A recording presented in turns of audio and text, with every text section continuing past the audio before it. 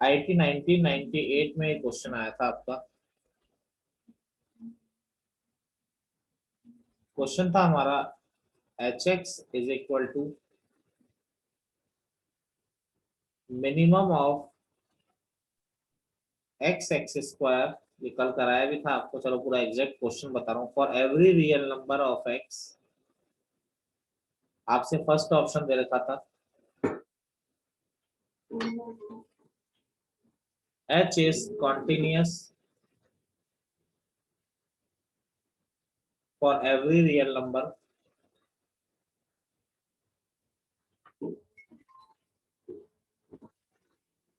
And second आपका था H is differentiable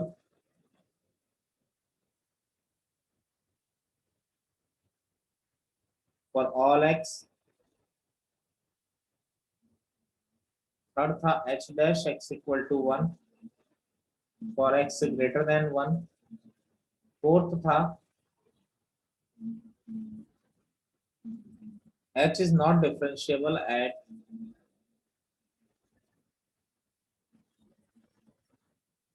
two values of x। h is not differentiable at two values of x।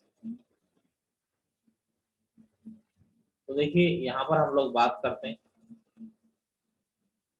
तो H x है minimum of x और x square, इसके बारे में हम लोग बात कर रहे हैं। तो कल मैंने एग्जैक्ट ग्राफ बनाया भी था, मैं एक बार जल्दी से शॉर्ट में बना दे रहा हूँ। एक्स स्क्वायर आपकी ऐसी line, Y equal to X square ऐसा कर्व होता है। अगला Y equal to X, Y equal to X ये होता है। तो ये हो गया Y is equal to X square, और ये हो गया y इक्वल टू एक्स। तो ये आ रहा है देखो 0 और ये 1 आ रहा है। अब आपको चाहिए मिनिमम का ग्राफ, तो इसके मिनिमम का ग्राफ अगर मैं बनाता हूँ इस तरफ, तो मिनिमम के ग्राफ में क्या क्या हो जाता है। 0 से इस साइड नेगेटिव साइड कौन सा लूं बताएं, y इक्वल टू एक्स लूं क्या लूं? y equal to X. बिल्कुल। और 0 से 1 के बीच में क्या आएगा मिनिमम? 0 से 1 के बीच में यही आएगा। y equal to X square. बिल्कुल सही, y equal to X square. और 1 से आगे क्या आएगा? 1 से आगे y equal to X. Clear है? Yes sir. ये आपका कल हमारा चल रहा था। तो ऑप्शन देखें तो कॉन्टिन्यूअस है, पहला ऑप्शन करेक्ट है। डिफरेंशिएबल फॉर ऑल एक्स ये गलत हो गया, क्योंकि दो कॉर्नर पॉइंट आ रहे हैं। ठीक है, एक्स इक्वल टू 0 और 1 पर ये कॉर्नर पॉइंट ले रहा है। तीसरा भी करेक्ट हो गया, क्योंकि y इक्वल टू एक्स है तो डेरिवेटिव क्या होगा 1 से बड़े के लिए 1 ही होगा। चौथा भी करेक्ट हो गया, क्योंकि h is not differentiable eight to values of x। Clear है क्वेश्चन? Yes sir. हटा दो इसको। सर Yes, मुझे ये sir. समझ नहीं आया कॉर्नर पॉइंट्स वाला। ये समझना भी नहीं है, भी डिफरेंशिएबिलिटी का कॉन्सेप्ट है, ये तो बस मैंने ऑप्शन के लिए बताया आपको। अरे ये डिफरेंशिएबिलिटी का कॉन्सेप्ट है। ठीक है सर। बस मैंने ये बताया जहां भी कॉर्नर होता है वहां पे फंक्शन डिफरेंशिएबिलिटी नहीं, डिफरेंशिएबल नहीं होता है, यानी उस जगह पे आप उसका डिफरेंशिएशन नहीं कर सकते। अब वो क्या होता है, वो चैप्टर डिफरेंशिएशन आप पढ़ोगे जब, उसी में तो पढ़ोगे ना, अभी थोड़ी पढ़ोगे। सर ये एक H dash X equal to 1 वाला बताना। यार एच डैश एक्स 1 से बड़ा है, 1 से बड़े के लिए कौन सा फंक्शन है यहाँ पे, ध्यान मुझे ग्राफ में बताओ आप।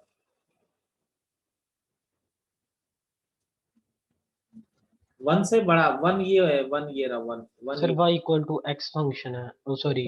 तो उसका डेरिवेटिव क्या होगा? 1 नहीं होगा? Yes, sir. बोलो। अगला क्वेश्चन आईआईटी 2006 में जो आया था हमारा क्वेश्चन है, fx is equal to minimum of 1 x square or x cube, minimum of 1 x square x cube, then first option है f dash x is greater than 0 for every real number। दूसरा fx is continuous for every real number। तीसरा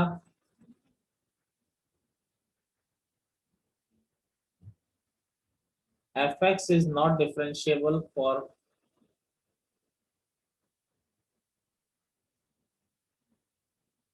to values fx, और fourth है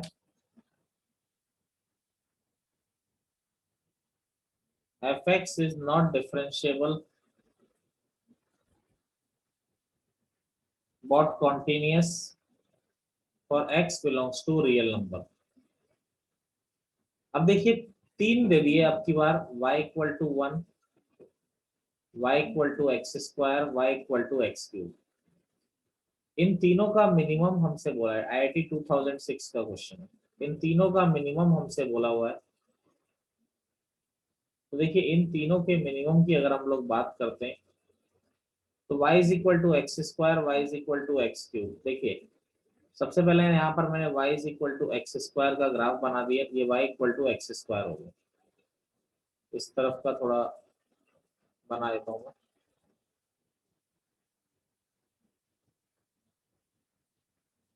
ये y is equal to X square का graph हो गया, ठीक है। अब देखिए यहाँ पर बात क्या है कि अब y equal to X cube अगर बनाता हूँ तो एक्स क्यूब का अगर मैं ग्राफ बनाता हूँ तो ये एक्स क्यूब का ग्राफ आ जाएगा, डाउन आएगा इसके। क्लियर है ये चीज, क्यों डाउन आएगा इसके नीचे? Yes sir. 0 से 1 के बीच में एक्स क्यूब छोटा होगा, छोटी वैल्यू होती है। बिल्कुल बिल्कुल। तो ये इस तरह से आ गया, तो यह आ गया y is equal to X cube, यह आ गया y equal to X square. अब y इक्वल ये कहाँ पे कट करते हैं, दोनों 1 पे कट करते हैं, क्योंकि 1 पर दोनों का वैल्यू सेम ही होता है। अब तीसरी लाइन कौन सी बनानी है आपकी, y इक्वल टू 1, सर उसके -1 पे कट करेगा। +1 पे करेंगे ना, -1 पे कितना? नहीं वो नहीं सर, क्यूब वाले में जो लाइन वाला बनेगा वो देख लेते हैं अभी। अब तीसरा क्या है, y equal to 1, y equal to 1 क्या है, तो y इक्वल टू 1 आपका इस तरह से चल रहा है। अरे ये क्लियर है, y इक्वल टू 1 ऐसा चलेगा? सही, y Yes, equal to sir. 1 of x Yes, पे ही sir. आएगा। बिल्कुल, 1 तीनों की वैल्यू 1 हो रही है ना सही जगह पे। अरे पहला वाला भी 1 ले रहा है 1 पे, दूसरा भी 1 ले रहा है, और तीसरा तो 1 हर जगह ले ही रहा है ना। ठीक है सर। अब ये वाला पॉइंट कौन सा होगा, अच्छा इसकी जरूरत भी नहीं है, खैर हाँ देख लेते हैं, चलो। ये वाला पॉइंट कौन सा होगा आपका, -1 होगा भाई, -1 पर भी इसने 1 ही लेना है ना। Yes. अगला देखिए, अब देखिए मिनिमम चाहिए आपको, आपको इसका मिनिमम चाहिए। मिनिमम के लिए क्या होगा,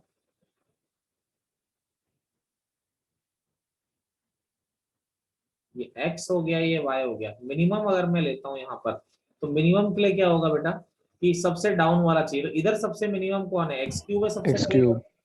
बात Yes, sir. ठीक है। इधर की तरफ तो एक्स क्यूब आ रहा है। अब 0 से 1 के बीच में कौन आ रहा है मुझे बताइए? X cube. क्यूब। क्यूब। बिल्कुल सही समझ रहे हो तुम, 0 से 1 के बीच में एक्स क्यूब आ रहा है। और 1 से बड़ा, 1 से बड़े होने पे कौन आ रहा है आपका, बोलिए? X 1 y is equals to 1. y equals to 1 आ रहा है। आपको क्लियर है इतनी चीज? Yes sir. तो देखिए जी, पहली चीज तो क्या हो गई कि F X is continuous, second option तो करेक्ट हो ही गया। थर्ड ऑप्शन गलत हो गया। फोर्थ ऑप्शन अगर, अच्छा अगर सिंगल चॉइस है तो फोर्थ को करेक्ट करोगे, क्योंकि एफ एक्स डिफरेंशिएबल नहीं है बट कॉन्टिन्यूअस है। तो आपका आंसर क्या हो गया, फोर्थ ऑप्शन आपका आंसर हो गया। क्लियर?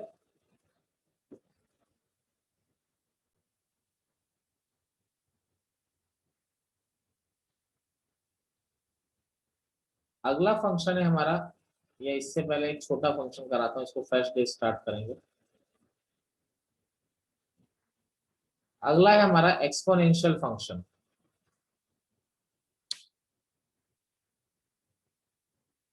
देखिए जी, एक्सपोनेंशियल फंक्शन क्या होता है, ये होता है F X is equal to A की पावर एक्स। पहली बात तो ए पॉजिटिव होना चाहिए, और ए क्या नहीं होना चाहिए, 1 नहीं होना चाहिए। अब ए 1 क्यों नहीं होना चाहिए, क्योंकि अगर ए 1 हो गया तो 1 की पावर एक्स कितना हो जाता है बच्चे, 1 हो जाता है, ठीक है। और 1 की पावर एक्स अगर 1 हो गया तो ये एक्सपोनेंशियल तो रहा ही नहीं। तो ये जो भी होगा ए कांस्टेंट है, लेकिन ए क्या होना चाहिए आपका, पॉजिटिव होना चाहिए, कभी भी नेगेटिव नहीं होना चाहिए। ठीक है, तो ऐसे फंक्शन को हम एक्सपोनेंशियल फंक्शन कहते हैं। जैसे अब यहां से जैसे इसकी वर्किंग बताऊं तो इसकी वर्किंग में ऐसा कुछ नहीं है। जैसे 2 की पावर एक्स ले लिया मैंने, एक को 2 मान लिया। अब यहां से देखिए, अगर मैं 1 इनपुट डालता हूँ, प्रज्वल 1 इनपुट डालूंगा तो बाहर क्या आएगा, 2 आएगा। अगर मैं 0 इनपुट डालूंगा तो बाहर क्या आएगा, 1। अगर मैं यहाँ से -1 इनपुट डालता हूँ तो बाहर क्या आएगा, 1/2। अगर मैं -2 इनपुट डालता हूँ तो यहाँ से बाहर क्या आएगा। आप मुझे एक बात बताइए, हमेशा जो आउटपुट आ रहा है वो पॉजिटिव आ रहा है, नहीं आ रहा है? बिल्कुल। Yes, sir. तो यानी आउटपुट ऑलवेज पॉजिटिव है, तो यानी इसकी जो रेंज होती है एक्सपोनेंशियल फंक्शन की, ऑलवेज 0 to इंफिनिटी होती है, इवन 0 भी नहीं हो सकता। एंड जो डोमेन होता है, डोमेन क्या होता है इसका, ऑल रियल नंबर। यानी हम ये कह सकते हैं बच्चे की ए की power x is always positive, यानी ए पावर एक्स हमेशा पॉजिटिव है फॉर एवरी रियल नंबर, क्योंकि इसका आउटपुट हमेशा पॉजिटिव आता है। तो अब देखिए, अब यहाँ पर जैसे एग्जांपल हम देखते हैं तो क्या हो गया, 2 की पावर एक्स, 3 की पावर एक्स, ई की पावर एक्स, इस तरह के फंक्शन जो होते हैं वो एक्सपोनेंशियल फंक्शन होते हैं। ई मतलब क्या होता है, ई एक नंबर है 2.71, एक इरेशनल नंबर होता है जिसकी वैल्यू क्या होती है, 2.71 होती है। नोट करिए इतना। अब देखिए, दो तरह का आप बोल रहे हैं y is equal to A की पावर x। अब मैंने बोला ए पॉजिटिव होना चाहिए, एक्स बेस पॉजिटिव होना चाहिए और 1 नहीं होना चाहिए। तो यानी अब दो तरीके के ग्राफ बनते हैं कि पॉजिटिव होना चाहिए और 1 नहीं होना चाहिए।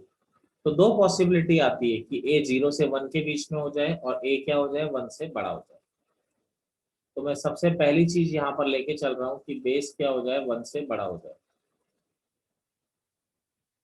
तो अगर ए 1 से बड़ा हो गया, तो जैसे फॉर एग्जांपल मैंने आपके सामने समझने के लिए 2 ले लिया, तो ये 2 की पावर एक्स, 2 की पावर एक्स का अगर मैं ग्राफ बनाता हूँ, ग्राफ बनाने का बेसिक तरीका हम लोग जानते ही हैं कि एक्स की वैल्यू ले लीजिए, उसके रेस्पेक्ट में वाई की वैल्यू ले लीजिए और प्लॉट कर दीजिए। तो एक्स को 0 रखा तो 1, 1 रखा तो 2, 2 रख रहे हैं तो 4, 3 रख रहे हैं तो 8, -1 रख रहे हैं तो 1/2, -2 रख रहे हैं तो 1/4, -3 रख रहे हैं तो 1/8। तो अब इन पॉइंट्स को अगर हम ज्वाइन करते हैं, इन पॉइंट्स को अगर हम ज्वाइन करते हैं तो जो ग्राफ का शेप आता है वो किस तरह से आता है, आपका ग्राफ का शेप कुछ इस तरह से आता है। 0 पे 1 आ रहा है, तो ये आपका शेप आ गया ए की पावर एक्स। जब भी बेस 1 से बड़ा होगा तो आपका यही शेप आएगा। ठीक है, पैटर्न यही आएगा। यानी कोई बोलता है ई की पावर एक्स बहुत फेमस ग्राफ है, इसका शेप ऐसा ही आएगा। कभी इसको टच मत करिएगा, बाद में जाके ये दोनों पैरेलल हो जाते हैं, क्योंकि एक्सपोनेंशियल फंक्शन की वैल्यू कभी 0, एक्सपोनेंशियल फंक्शन की वैल्यू कभी 0 आती नहीं है। ठीक है, अब ये ग्राफ आपको कैसा दिखाई दे रहा है, कॉन्टिन्यूस दिखाई दे रहा है सबसे पहली बात तो। यस मुझे बताइए क्या बाउंडेड होगा ये, नहीं, No, sir. ये तो बढ़ता जा रहा है, No, sir. बढ़ता जा रहा है। क्या पीरियोडिक होगा ये, नहीं, No, कभी sir. रिपीटेशन थोड़ी ले रहा है, आगे को जाता जा रहा है, आगे को जाता जा रहा है, पीरियोडिक नहीं होगा। इसके बाद बेटा तीसरी एंड सबसे जो लास्ट स्टेप है वो मैं ये बता रहा हूँ कि ये कैसा फंक्शन है, स्ट्रिक्टली इंक्रीजिंग। एक पूरा चैप्टर है आपका 12th में, बोर्ड में भी है, सब जगह है, strictly increasing function. Increasing function मतलब कि जैसे जैसे x बढ़ रहा है, जैसे जैसे x बढ़ रहा है वैसे वैसे फंक्शन भी बढ़ता जा रहा है, वैल्यू भी इंक्रीज होती जा रही है, उसे हम इंक्रीजिंग फंक्शन कहते हैं। नोट करिए। केस 2 अगर हम लेते हैं इसका, केस 2, अगर बेस 0 से 1 के बीच में आ जाए,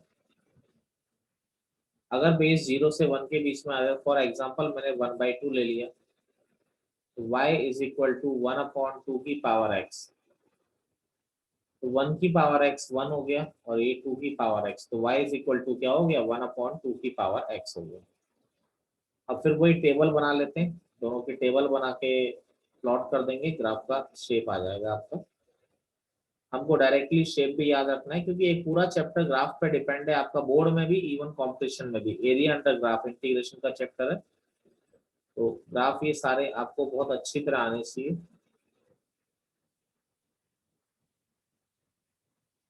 तो यहाँ पर ये एक्स वाई 0 1 2 3 -1 -2 -3, 0 रखा तो 2 की पावर 0, 1 रखा तो 1/2, 2 रखेंगे 1/4, 3 रखेंगे 1/8, -1 रखा तो 2 की पावर -1 क्या हो गया 2, -2 रखा तो 2 की पावर -2 4, -3 रखा तो 2 की पावर -3 आपका क्या हो गया 8 हो गया।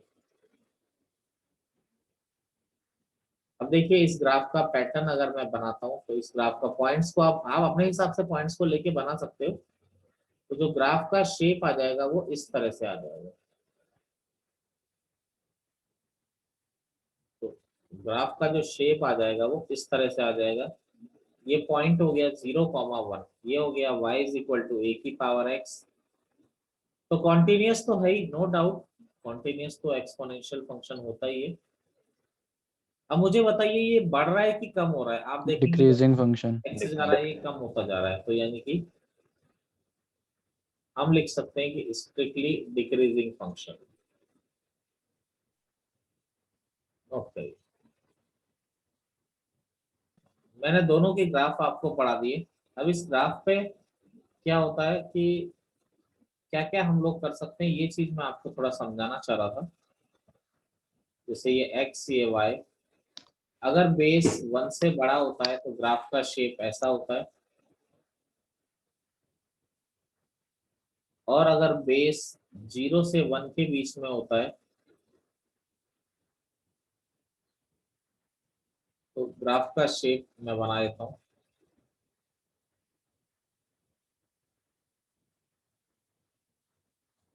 बेस अगर 0 से 1 के बीच में होता है, ये x और ये y,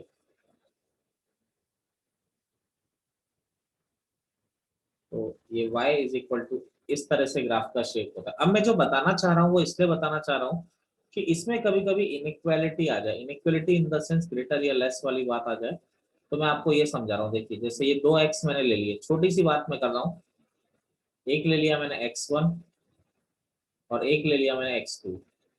x1 पर ये वैल्यू आ रही है y की, x2 पर ये वैल्यू आ रही है। अब कैसे पता करें कौन सी वैल्यू आ रही है, जरा ध्यान दें। जैसे y = x² + 1 है, मैं आपसे पूछता हूँ कि x = -1 पर क्या वैल्यू आ रही है y की, कैसे पता करोगे? अरे ऐसे ही पता करोगे, -1 रख दोगे ना। Yes sir. अब यहाँ पर x = x1 है और y = a की पावर x है। मैं बोल रहा हूँ x1 पर क्या वैल्यू आ रही है बताइए, तो आप x की जगह x1 रख दोगे ना यहाँ पे। Yes sir. तो यह आ रही है a की पावर x1, यह आ रही है a की पावर x2। अब मुझे एक बात आप इसमें ये सोच के बताइए कि a की पावर x1 बड़ा है कि a की पावर x2 बड़ा है? ये पावर है। a की पावर x2 बड़ा है और a की पावर x1 छोटा है। और x एक्सिस पर देख के बताइए कि x2 बड़ा है कि x1 बड़ा है? x2। बिल्कुल सही, x2 = x1। यानी जब भी बेस 1 से बड़ा होता है, यहाँ पर बेस 1 से बड़ा वाला ग्राफ है, तो आप क्या कर सकते हैं, बेस 1 से बड़ा हो और सेम हो तो डायरेक्ट पावर को कंपेयर कर लीजिए। यानी कहीं पर लिखा हुआ है जैसे 2 की पावर x > 8, तो 8 को आप 2 की पावर 3 लिख सकते हैं। अब बेस सेम है और 1 से बड़ा है तो आप इसको डायरेक्ट ऐसा लिख सकते हैं x > 3 करके। अब ऐसे ही कोई दिक्कत है? No sir. No sir. अगर बेस 0 से 1 के बीच में, जैसे मैंने दो x1 और x2 ले लिए, जैसे यहाँ पर मैंने x1 ले लिया और यहाँ पर मैंने x2 ले लिया, तो x1 पर क्या वैल्यू आ रही है आप जरा ध्यान देंगे। x1 पर क्या वैल्यू आ रही है, a की पावर x1, और x2 पर वैल्यू आ रही है a की पावर x2। मुझे बताइए कौन बड़ा है, a की पावर x1 बड़ा है a की पावर x2? एक ही पावर है। अब मुझे बताइए यहाँ x एक्सिस पर कौन बड़ा दिखाई दे रहा है, x2 की x1? x2।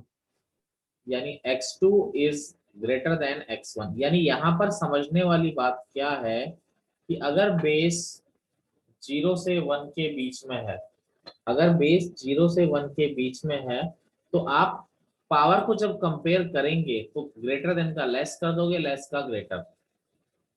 जैसे कहीं पर लिखा हुआ है 3/4 की पावर x ग्रेटर देन 64/27। मेरी बात समझ रहे हैं?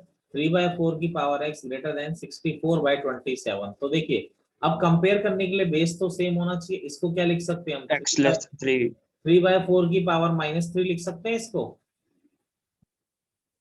आप जरा ध्यान दीजिए, लिख सकते हैं ऐसा? Yes, sir. Yes, sir. अब बेस 0 से 1 के बीच में है दोनों, तो आप कंपेयर करके क्या लिखोगे? x is less than -3 not greater than 3। -3 clear? Yes, sir. नया फंक्शन है हमारा fractional part function, very important function. इसको हम लोग रिप्रेजेंट करते हैं फ्रैक्शनल पार्ट ऑफ x से। इसको रिप्रेजेंट किया जाता है फ्रैक्शनल पार्ट ऑफ x से। Very very very important function, ठीक है। इसको हमें बहुत अच्छी तरह से स्टडी करना है। देखिए जैसे इसका काम क्या होता है, देखिए मैं आपको एक सिंपल सा कॉन्सेप्ट बताता हूँ इसका काम क्या होता है। जैसे कोई नंबर है आपका 1.7 कोई नंबर है, तो ये इसका इंटीजर पार्ट है, और ये जो डेसिमल पार्ट है ये क्या होता है आपका फ्रैक्शनल पार्ट। मेरी बात समझ रहे हैं आप लोग? Yes, sir. इसको क्या कहते हैं हम लोग? इंटर। तो कोई भी जो नंबर होता है उसके पास दो पार्ट होते हैं, एक तो इंटीजर पार्ट होता है और एक फ्रैक्शनल पार्ट। इंटीजर पार्ट को कौन बताता है? Greatest integer. और जो डेसिमल पार्ट होता है वो कौन बताता है? आपका फ्रैक्शनल पार्ट आपका बताता है। जैसे जैसे हम लोग बात करते हैं कि जैसे मैंने यहां से 1 इनपुट डाला, तो 1 के पास क्या इंटीजर पार्ट है कि 1.0? तो इसके पास डेसिमल पार्ट कितना है? 0.0। Yes, sir. अगर मैं यहां से -2 डालता हूं तो -2 के पास कितना है डेसिमल पार्ट? 0। 0. अगर मैं यहां से 1.5 डालता हूं तो 1.5 अगर मैं डालता हूं तो कितना है इसका? 0.5। Yes, sir.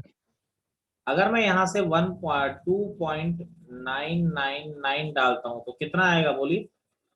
0.99. 0.999। तो यानी जो इसका आंसर आ रहा है, आप जरा ध्यान दीजिए, इसका जो आंसर आ रहा है, कभी भी जो आंसर आएगा इसका वो कहां से कहां के बीच में आएगा? 0 से 1 के 0 बीच से में 1. आएगा ना। Yes, sir. तो जो इसका रेंज होगा वो 0 से 1 होगा, और जो डोमेन होगा वो डोमेन तो आप कुछ भी डालिए वो उसका फ्रैक्शनल पार्ट निकाल के दे देगा। जैसे fractional part of -2 0, fractional part of 5 0, fractional part of 0.7 क्या होगा? 0.7 का फ्रैक्शनल पार्ट? अरे 0.7 ही आएगा। Yes, sir. 0.7 हो गया ना। जैसे 3.739 क्या आएगा इसका? 739. 0.739. अगर मान लीजिए √2 में डालता हूँ, √2 का क्या आएगा? 1. Yes, sir. चलिए कॉपी करिए इतना। अब देखिए जैसे अगर ये तो पॉजिटिव नंबर्स थे, अब जैसे फ्रैक्शनल पार्ट का आंसर कभी नेगेटिव नहीं होता और आंसर ऑलवेज 0 से 1 के बीच में आता है। इसका आंसर 0 कब आता है ये बताएंगे? अभी भी बोला था मैंने, 0 कब आता है? जब सर कोई integer. पूरा नंबर हो। जब आप इंटीजर इनपुट देंगे, जब आप इंटीजर इनपुट देंगे तो आंसर 0। अब जैसे फ्रैक्शनल पार्ट ऑफ -2.3, तो इसका आंसर -0.3 नहीं आएगा। माइनस ये शायद छोटी क्लासेस में आप सिखाते भी थे। -2.3 का जो फ्रैक्शनल पार्ट है, आप माइनस भूल जाइए। माइनस अगर नहीं होता तो 2.3 का फ्रैक्शनल पार्ट कितना होता? 0.3. उसको 1 में से माइनस कर दीजिए तो जो आता है वो हमारा फ्रैक्शनल पार्ट होता है इसका। ये बहुत छोटी क्लासेस में बताते थे। जैसे -1.9, तो माइनस भूल जाइए। तो 1.9 का फ्रैक्शनल पार्ट क्या होता है वैसे? 0.9। उसको 1 में से माइनस कर दीजिए, ये आ जाएगा। अब देखिए फ्रैक्शनल पार्ट ऑफ x की एक डेफिनेशन और होती है। फ्रैक्शनल पार्ट ऑफ x की एक डेफिनेशन और होती है, क्या होती है? x minus greatest integer x। कई बच्चे फ्रैक्शनल पार्ट को डायरेक्ट नहीं समझ पाते हैं, तो वो x minus greatest integer x से भी नहीं, दोनों का वर्किंग सेम है, बिल्कुल सेम है। अगर आप फ्रैक्शनल ग्रेटेस्ट इंटीजर को अच्छी तरह समझते हैं तो आप x minus greatest integer x को यूज कर लीजिए, एक ही बात है, दोनों में कोई डिफरेंस नहीं है। कारण क्या है? क्योंकि कोई नंबर अगर 1.7 है, जैसे एग्जांपल से समझाऊं, कोई नंबर अगर 1.7 है, नंबर x है, इसमें से अगर इसका ग्रेटेस्ट इंटीजर हटा दिया जाए, 1.7 का ग्रेटेस्ट इंटीजर क्या होगा, 1 ही होगा ना, वन। तो क्या बचेगा, 0.7, यानी उसका फ्रैक्शनल पार्ट ही तो बचेगा ना। तो जो फ्रैक्शनल पार्ट है उसको आप चाहो तो x minus greatest integer x भी लिख सकते हैं, उससे कोई फर्क नहीं पड़ता, ठीक है। तो जो फ्रैक्शनल पार्ट ऑफ x है वो आपका x minus greatest integer x भी कहा जा सकता है, एक ही बात है आपकी, क्लियर। यस हम लोग ग्राफ ड्रॉ करना चाह रहे हैं फ्रैक्शनल पार्ट ऑफ x का। तो एक बात तो हमें क्लियर है कि फ्रैक्शनल पार्ट ऑफ x जो होता है वो 0 से 1 के बीच में होता है, तो इसका ग्राफ भी जो होगा वो 0 से 1 के बीच में ही होगा, इसके बाहर नहीं जाएगा। कई बच्चों को अगर दिक्कत है तो आप फ्रैक्शनल पार्ट ऑफ x ध्यान मत रखो, आप x minus greatest integer x ध्यान रखो, एक ही बात होती है। चलिए इसी से करा देता हूँ, कोई ऐसी दिक्कत वाली बात नहीं है। अब देखिए, कोई नंबर अगर जैसे 0 से 1 के बीच में, आप लोग जरा ध्यान दीजिए, कोई नंबर अगर 0 से 1 के बीच में है तो उसका ग्रेटेस्ट इंटीजर कितना होगा, 0। तो यानी कौन सी लाइन बनानी है आपको उस जगह पे, y इक्वल टू x। कोई नंबर अगर 1 से 2 के बीच में है, कोई नंबर अगर 1 से 2 के बीच में है तो उसका ग्रेटेस्ट इंटीजर क्या होगा, 1। कोई नंबर अगर 2 से 3 के बीच में है तो उसका ग्रेटेस्ट इंटीजर क्या होगा, बोलिए। अगर मैं इक्वल भी कर देता हूं तो भी कोई फर्क नहीं पड़ता, ग्रेटेस्ट इंटीजर की वैल्यू सेम ही होती है। अगर कोई नंबर 3 से 4 के बीच में है तो क्या हो जाएगा, x माइनस 3।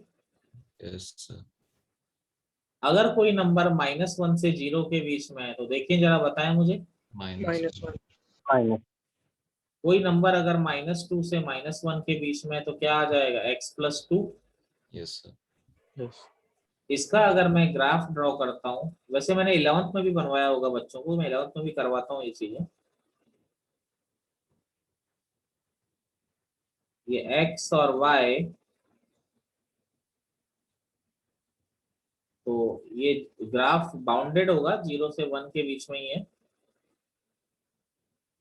लेकिन 1 को कभी टच नहीं करेगा। आप ये देख पा रहे हैं कि 1 से लेस है, 1 को कभी टच नहीं करेगा। यहाँ पर देखिए 0, 1, 2, 3, ये -1, ये -2, ये -3, ये 4। देखिए 0 से 1 के बीच में, 0 से 1 आप देखते चलिए, 0 से 1 के बीच में कौन सी लाइन बनानी है, y इक्वल टू x। तो y equal to x line ऐसी होती है, यहाँ पर ये इसको टच नहीं करेगी। टच क्यों नहीं करेगी, क्योंकि 1 तो कभी वैल्यू हो ही नहीं सकती, इसलिए मैंने वो गोला लगा दिया, क्लियर है। Yes sir. 1 से 2 के बीच में x माइनस 1 लाइन है, तो x माइनस 1 लाइन बना दी, ये टच नहीं करेगी। 2 से 3 के बीच में x माइनस 2 लाइन है, ये x माइनस 2 बना दी। 3 से 4 के बीच में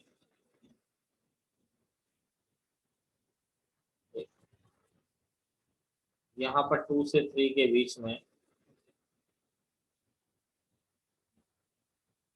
ठीक है, और 3 से 4 के बीच में ये वाली लाइन है सिंपल, अगर उसको बना दे तो ऐसे ही बनती, ये कभी टच नहीं करेगी। ये y इक्वल टू एक्स हो गया, ये y equal to X minus 1 हो गया, ये y equal to X minus 2 हो गया, ये y equal to X minus 3 हो गया।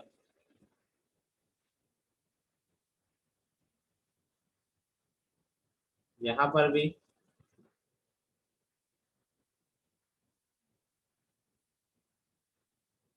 इस तरह से,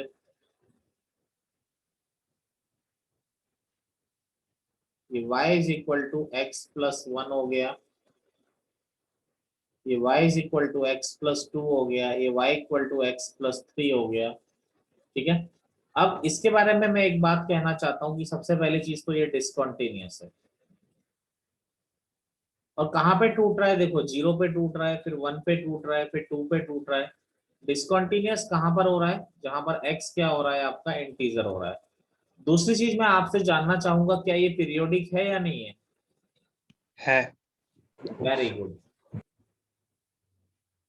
ये पीरियोडिक फंक्शन है क्योंकि आप देखिए बार बार वही पाथ रिपीट हो रहा है, बार बार वही पाथ रिपीट हो रहा है, तो इसीलिए ये पीरियोडिक फंक्शन है।